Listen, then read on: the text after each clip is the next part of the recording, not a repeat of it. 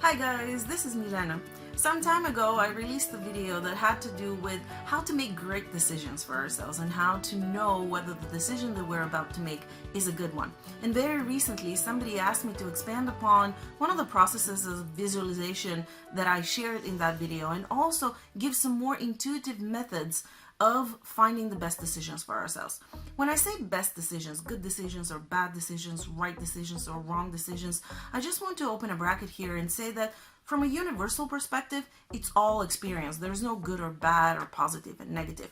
But it's natural from our own personal individualized perspective to have decisions that bring us to experiences that we actually like and that we enjoy and that we want to experience. And this is what we mean when we say good decisions or right decisions for ourselves. It's something that the results of which we might like or something that we want to experience.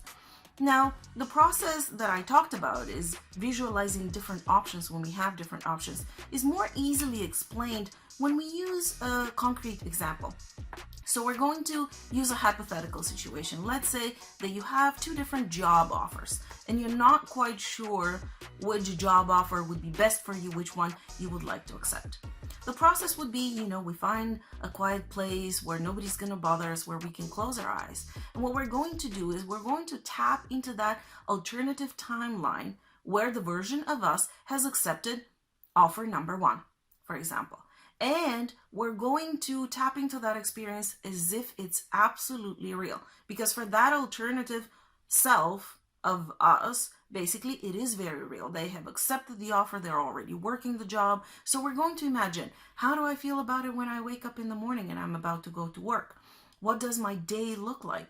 How busy am I? How interested and excited am I with everything that I need to accomplish that day? How do I feel at the end of the day when I spend my whole day doing this job? So we look at all different aspects. And what we focus on is the feeling that we're left with after we've imagined and we experienced all of that. How does that actually feel? This is by far the most important indicator for us to tell us how resonant this decision is for us. Mind you that both offers might be really, really, really good, and we might have positive experiences in both of those cases. But what we want to find out is which one is even more positive for us, or which one we want to experience at a physical level even more than the other one. You can take a quick note and just write down the feeling that you experienced when you did that process. And then we repeat the exact same process with offer number two. We tap into the alternative timeline where our self or our alternative self has accepted that job, and we imagine our day, we imagine our interactions with the people that we work with, whether it's coworkers or bosses or clients or all of the above. How do we feel in the morning when we're about to go and get that job? How do we feel at the end of the day when we've accomplished and finished our day there? How do we feel about all the perks and benefits that we get from that job? And then again, we focus on the feeling of what it feels like to have taken this job and actually been doing it. There will always be one that feels just a little bit better. It's more interesting, it's more exciting, it's more satisfying, it just gives you more. It puts you in a more expanded, excited state of being. Then you know which decision you want to take because you see yourself in the future. If I make this decision, where would I be in the future and how would I feel? And if I make this decision, where would I be in the future and how would I feel? Now, one of the problems with this process is that we think we're making this stuff up in our head. And honestly, the first few times I did this exercise, I had the same thoughts. I'm just making this up. There's no way this is going to be real. How do I know that that would be my actual experience? Well, I tested it.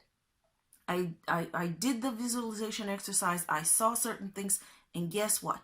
In 100% of the cases, when I actually tested it and I went for one of the options, the results were very much what I had visualized in terms of the feeling that I got. Some of the details or the people that I saw might be slightly different, but the feeling at the end of the day, how I felt as a result of the decision that I had made was exactly the same that I had experienced in my visualization. It isn't just visualizing because we're not just making it up. what we're doing is we're tapping into that alternative timeline of experience and actually experiencing it. And that's how we can make the choice of what we want to experience in this particular physical reality or timeline that we're in right now. Another thing that will likely happen is another option might become very apparent, visible, or available to us. We might figure out a way how to combine the two or how to create a completely different position for ourselves that maybe has nothing to do with the two options that we were playing with and visualizing. And that is something that has happened on a number of times as well. Be open to this type of information, because maybe that exercise was the way for us to make that option available to us because we just couldn't see it before. One thing that is really worth mentioning is that the reason why we make certain decisions is very often way more important than the actual decision that we're making. So the reason behind our decision, the motivating force behind making a particular decision, is way more important than the actual decision that we make. Because we can have two different people who make the exact same decision and take the exact same steps for a different reason, with different motivating energy, and we're going to get two different results. Let's say, again, I'm considering these two jobs. If I make this decision, why would I make this decision? Or if I take job number 2, why would I take job number 2? How does the reason behind us making that decision make us feel? How do we feel about it? For example, I want job number 1 because I've always wanted to grow in that area. I wanted to learn more about it. I find myself really interested, really excited, expanding upon that.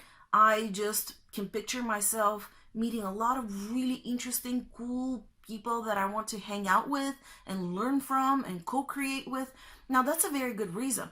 But if I take the job because I'm sick and tired of living with my parents and that's going to give me the financial freedom, or I'm sick and tired of being judged that I don't have a job, and I'm sick and tired of everybody else around me being at a higher career status than me, and that's really going to put a really cool name on my resume. These are not great reasons. And great reasons in terms of if we follow that path, we're very likely to not like the results. How we feel as a result of the decision that we made. If our why is really strong and really positive, we are so much more likely to enjoy the results and like the result of the decision that we have made. Now, this doesn't necessarily mean that that's a bad decision. What we can do is we can tweak our why. We can change it a little bit and can say, you know what? I'm sick and tired of living with my parents. But what I actually want to experience is, for the first time, living on my own, having my own place, decorating it however I want to. But if my reason for making that decision is to move away from something unwanted, it is very likely that I won't like the result of it. I won't like the experience of it. So again, we can tweak our reason, or we can make a decision, the reason for which makes us feel really, really, really good. Now, usually when we make a decision, we think that we need to see it through from beginning to end, because we're responsible, serious people who, when we do something, we do it all the way. We don't just quit halfway. However, in this day and age and the period that we are, the energies are shifting really fast. We're transforming really fast. Our desires are changing really quickly. And that means oftentimes that although we might make a decision and set out to do something, we might set out from point A to point B. Somewhere along the way, things not only may, but are actually very, very likely to oftentimes change. And then we should allow that change, follow our resonance, and go for whatever feels resonant at that moment.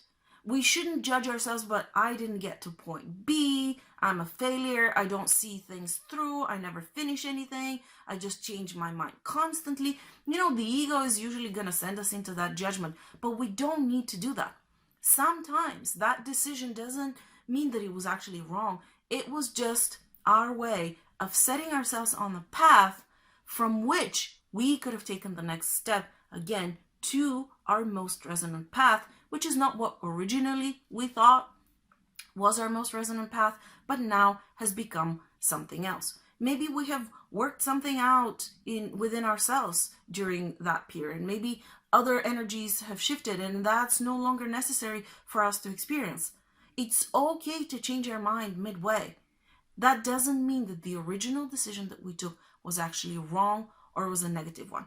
It's very likely that that way we're going to create the most enjoyable, interesting, expansive experience for ourselves. And very often our mind of, no, this is my plan and I'm going to stick to it, is what prevents us from having that positive experience. Especially men, because they're very structured and they feel that responsibility and seriousness and obligation to see things through and follow the structure and the organization that they have put in place. Now, the last thing that I want to mention today is sometimes we see somebody who's achieved something or has something or is something that we want. Somebody's a really successful business person, entrepreneur, they just started their own successful business. And we say, oh, I really want that.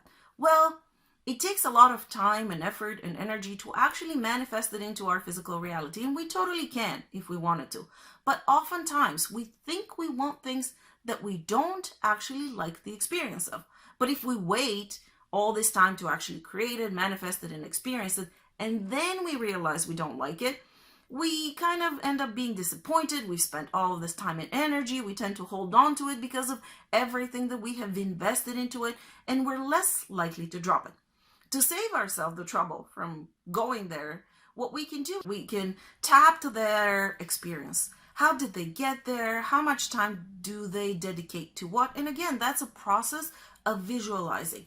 What does their day look like? How early in the morning do they wake up? What is their morning routine? Do they have time for their family? Do they go on vacations? How do they spend their time? What kind of people do they deal with?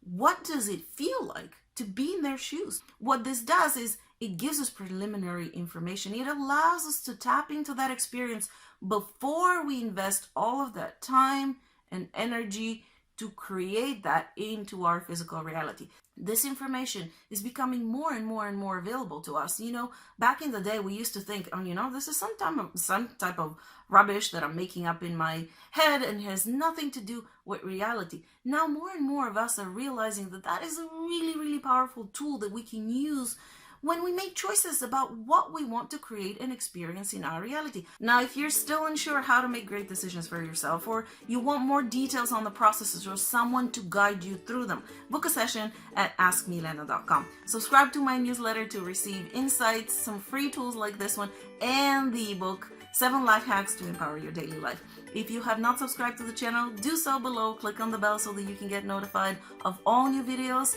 And remember that they come out on Friday morning. Bye-bye, guys.